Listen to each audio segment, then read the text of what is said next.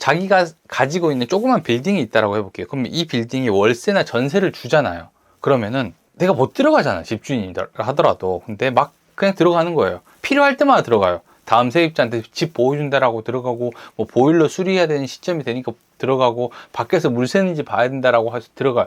살고 있는 세입자가 가만히 있겠어요? 아, 왜 들어오냐? 함부로 들어오지 말라라고 얘기한단 말이에요. 근데 원래 집주인은 마음대로 들어갈 수 있어. 내가 소유자잖아. 너무 당당하게 얘기를 하게 되면은, 그런 생각이 들어. 그럴 수 있는 건가?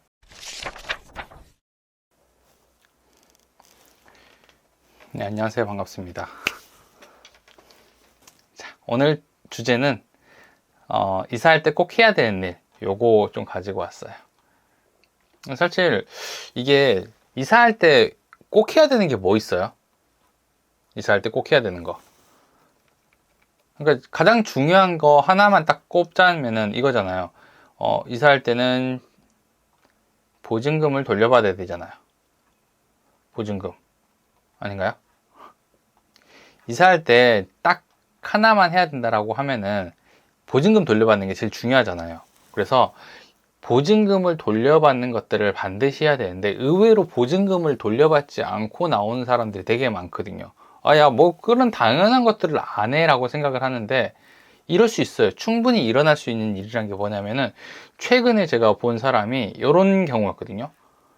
일단 만기가 안 된 상태에서 이사를 나오는 경우였어요. 그러니까 보증금이 한 5천만 원 정도 되는데 이 상태에서 이사를 나오는데 다음 세입자를 구하잖아요.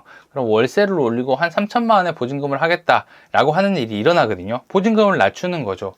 그래서 요건데 집주인이 뭐라고 얘기를 했냐면 나 지금 3천만 원은 이사 나갈 때 돌려줄게. 근데 나머지 2천만 원은 너 원래 계약 만기가 1년 후니까 그때 돌려줄게 라고 얘기를 하는 거죠. 그러니까 이게 지금 이렇게 들으면은 야, 이렇게 하는 사람이 어딨어 라고 얘기를 하겠지만 실제로 이걸 막 듣게 되거나 아니면은 집주인 얘기를 하잖아요. 그럼 이게 맞나 라는 생각이 든다는 거예요. 되게 유명한 사진이 있는데 요거 보면은 요거 있어요.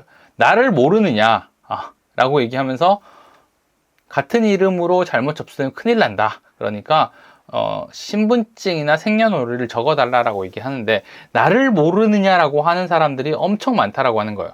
야, 이거 보면은 좀 이상하지 않나요? 공무원들이 야, 나를 모르느냐 하더라도 신분증 주셔야 돼요, 알려주셔야 돼요 라고 그냥 얘기하면 되는 거잖아 라고 생각을 하는데 이런 사람들이 공무원들한테 함부로 그냥 놔두지 않는 거예요.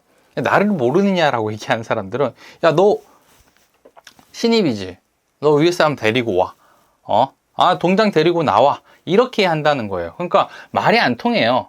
아예 말이 안 통하니까 얼마나 많은 욕을 적어놨냐는 거죠. 이게 한두 군데서 적은 게 아니라 엄청 많은 데서 올려놨더라고요. 그러니까 공무원들이 진짜 이렇게 힘들게 일을 한다는 걸 알아야 되는데 사실 요것보다 우리가 좀 중요한 게 뭐냐면 이런 사람이 많이 있다라고 하는 거예요. 나를 모르느냐라고 얘기하는 사람들이 되게 많다라고 하는 거죠. 되게 이상하잖아요. 웃기잖아요. 동네만 내는 사람이 있는데 제가 이제 부동산에서 만난 이 동네에서 되게 특이하게 만난 사람들이 뭐냐면은 자기가 가지고 있는 조그만 빌딩이 있다라고 해볼게요. 그럼 이 빌딩이 월세나 전세를 주잖아요. 그러면은 내가 못 들어가잖아, 집주인이라 하더라도. 근데 막 그냥 들어가는 거예요. 필요할 때마다 들어가요. 다음 세입자한테 집 보여준다라고 들어가고, 뭐 보일러 수리해야 되는 시점이 되니까 들어가고, 밖에서 물 새는지 봐야 된다라고 해서 들어가요. 그러니까 자기가 필요할 때마다 아무렇게나 해서 들어갑니다. 그러면은 살고 있는 세입자가 가만히 있겠어요? 가만히 안 있죠, 처음에. 왜 들어오냐? 함부로 들어오지 말라라고 얘기한단 말이에요. 근데 이 집주인들이 뭐라고 얘기하냐면은, 있는지 몰랐어. 미안해. 근데 원래 집주인은 마음대로 들어갈 수 있어. 내가 소유자잖아. 등기부 등본에 내 이름 올라가 있잖아. 이렇게 얘기한다니까요. 너무 당당하게 얘기를 하게 되면은 그런 생각이 들어. 그럴 수 있는 건가? 원래 이렇게 하는 건가? 이런 생각이 든다니까요. 너무 당당하면은. 저도 처음 이런 집주인을 만났을 때 집주인이 뭐 개의치 않고 막 문을 여는 거예요. 그래서 뭐지? 라고 생각했는데 그런 생각이 든다니까. 너무 당당하면은 이거 되는 건가? 이런 생각이 들거든요. 혹시 내가 모르는 게 있는 거 아닌가? 이런 생각을 하게 되는데 아니에요. 그러니까 이런 일이 되게 많이 있어요. 건물 같은 경우는 번호키 되게 많이 있잖아요. 그러다 보니까 마스터키로 이렇게 열고 들어가요, 집에. 내가 보여줄게. 걱정하지 마. 집 보러 오는데 걱정하지 마. 마스터키로 열면 돼. 이렇게 한 사람들이 있기 때문에 저 같은 경우도 세입자한테 막 연락을 먼저 하는 거예요. 이런 사람들 되게 많이 있어요. 이게 어떤 거냐면은 옛날에 보면은 빌라 3층이나 4층에 이런 데들이 있었어요. 이게 이제 주인 세대라고 부르는 건데 요런 데 주인이 살 때가 있었거든요. 지금도 이제 사는 분들이 있는데 이때 옛날에 번호키가 없고 막 열쇠로 여는 거다 보니까 집을 보러 가는 게 되게 힘들었단 말이에요. 그럼 여기 이제 살던 집주인이 열쇠 꾸러미를 가지고 내려옵니다. 내가 집 보여줄게 라고 하면서 가지고 내려와요. 이때는 살고 있던 사람이 집주인한테 집을 좀 보여줄 수 있냐라고 얘기해가지고 이렇게 되는 거예요. 그러니까 요 문화가 계속 흘러 오다 보니까 이게 너무 당연하게 돼버린 거죠. 예, 당연하게 이거를 집을 보여줄 수 있다라고 생각을 한 거예요. 그러니까 이게 집주인들이 이렇게 생각을 하는 거고 이걸 당연하다고 생각을 하는 사람들이 많이 있거든요. 지금은 그러면 안 되거든요. 요 기사 같은 거 보면 이거 되게 많이 나와요. 내 방에 몰래 온 집주인, 대학가 원룸 무단 침입 주의보다 라고 해서 자취방에 집주인과 마주쳤다. 방 보러 오는 사람이 있다길래 내가 보여줬다. 그냥 이렇게 얘기하는 거예요.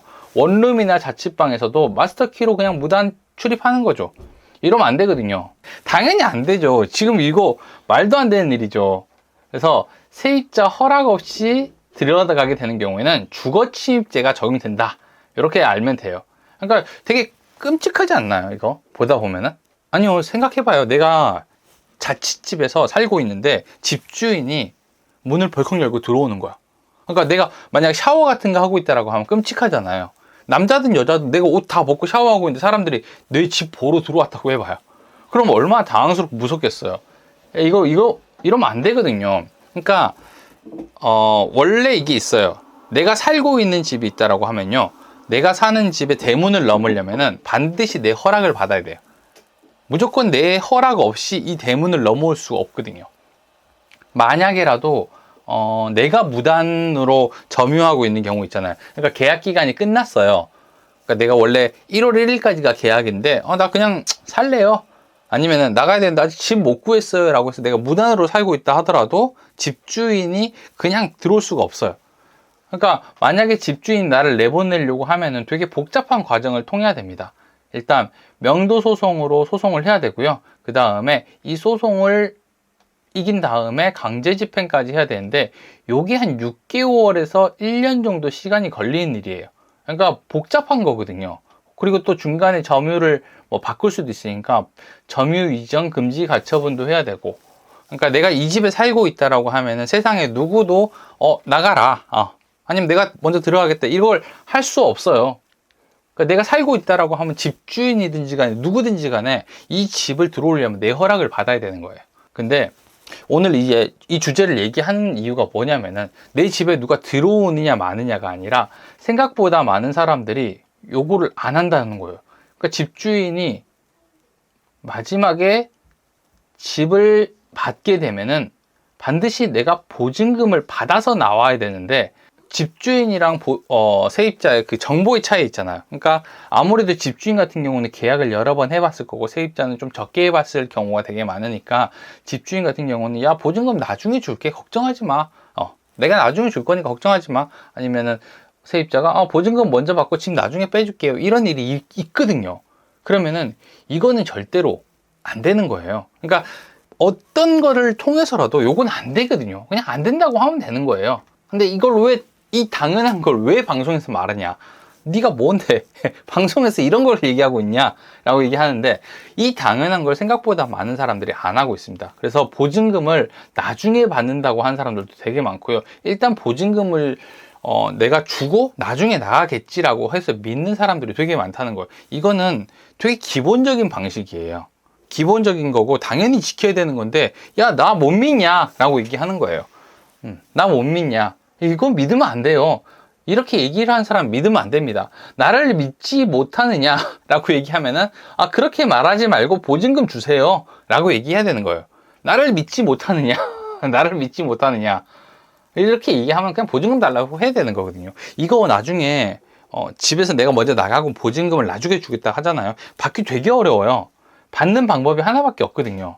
소송해가지고 이긴 다음에 그 사람한테 청구해야 되는 건데, 사실 돈 없다고 배째라 그러면 못 받거든요. 딱 동시 이행관계, 보증금이랑 집이랑 서로 교환해야 되는데 그것도 안 지키는 사람이 나중에 그거 돈 갚겠냐고요. 안 갚거든요. 그러니까 나를 믿지 못하느냐 말하는 사람들은 이렇게 딱 대답을 해야 돼요. 나를 믿지 못하느냐라고 말하지 말고 보증금 돌려주세요 라고 얘기를 해야 됩니다. 요거 딱. 그러니까 이게 진짜 많은 사람들이 생각보다 요것 때문에 보증금을 못 돌려받더라고요. 그래서 이 얘기를 좀 가지고 왔는데 이건 꼭 좀 기억했으면 좋겠어요.